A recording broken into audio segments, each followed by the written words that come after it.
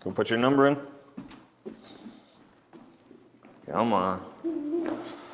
Go ahead. You remember your number? Punch it in. You don't remember? Miles got it for you. All right, let's go to Miss Kathy's class.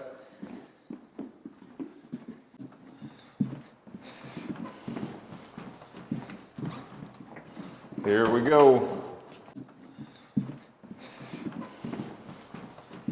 Russell, where are the kids?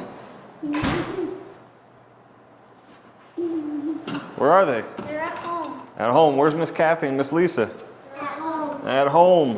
And across the hall when we came in, I noticed there's no kids over there with Miss Kristen and Miss Tracy either. And it's fun to kind of walk through our routine, right? Our normal routine. Even though, Miles, you would have been dropped off by now. For us, on a normal school day, our routine is we go over there to the Storebridge Primary Center and drop Miles off. And get back in the car, come over here. Russell punches his number in and comes in. And usually there's all the kids here at their stations and Miss Kathy and Miss Lisa. And then I go to work, and we like that routine, right? We like that. You like that. It's a little better than coming into this empty room and nobody's here. But we're off our routine right now, and when we wake up in the morning, we don't know quite what to expect. We don't know what's going to happen that day. We don't know when we're going to be back to what our old routine was. And we're just kind of wandering around, right? Just getting through the day. Well, it's kind of like, keep your finger out of there. It's kind of like the Israelites, and they were wandering through the wilderness for a while, right? Do you remember this story? Yeah. Russell, have you heard this story? Yeah. Okay, so what had they just left from before they're wandering around in the wilderness? Pharaoh. Pharaoh? Yeah. And they were slaves for Pharaoh, right? Where? Do you remember where? In Egypt. Okay? So the Israelites were slaves in Egypt, and God had led them out of slavery. And he told them that he was going to lead them where? Do you remember? Into the... No?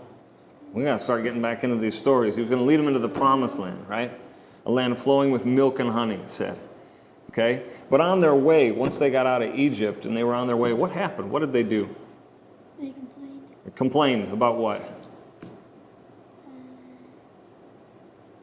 Not having any food. Good, not having any food and not having water. And God took care of that. He provided for them manna and water and quail at one point. So God still took care of them and provided for them, even when they were wandering in the wilderness. And they went to, they got close to the promised land, and they saw the promised land, and the spies went out to see if they could take it over. And I don't know if you know this part of the story, but the spies came back, and most of them said, no, it looks great, but we can't fight the people there. And they didn't have faith in God to actually deliver the promised land to them. And so they continued to wander in the wilderness in the desert for how long? Do you remember? 40 years. 40 years. Now we feel like we're out of our routine. We're just kind of wandering, not knowing what to expect. And it's not going to be 40 years, all right? Don't worry about that. But we see that the Israelites, they were grumbling and complaining against God.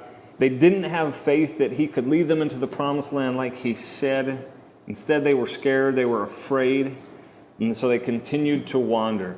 But God took them out of their current situation, and he led them through the wilderness. And at the end of that, he had this promised land waiting. He had something better for them in mind. And now we don't know what's going to happen right when we come out of this. Do you know what to expect? No. I don't. But at the same time, where our old normal wasn't bad, we liked that routine, we really enjoyed it.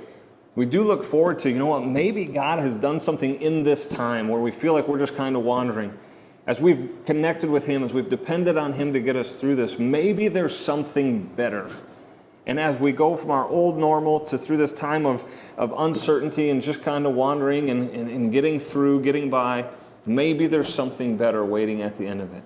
Again, we don't know for sure. I can't promise you that. But I can promise you that God has been with you through this whole thing. If it's been difficult for you not seeing your friends, and if it's been difficult for you not knowing what to expect and just kind of going through day by day, God has always been there. And He has also gone ahead of us. He knows how we're going to come out of this pandemic. He knows when you're going to be back to school. He knows when you're going to be back to church, when you're going to get to see your friends and your families.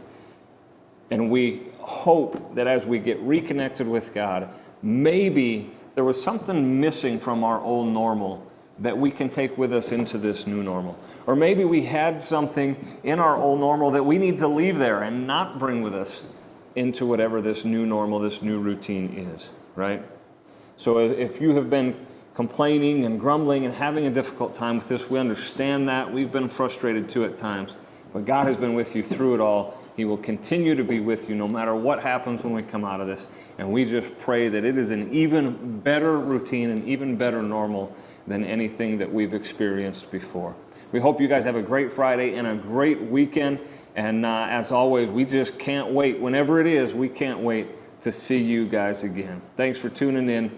Hopefully we'll see you soon. See ya. Bye. Say bye. Bye.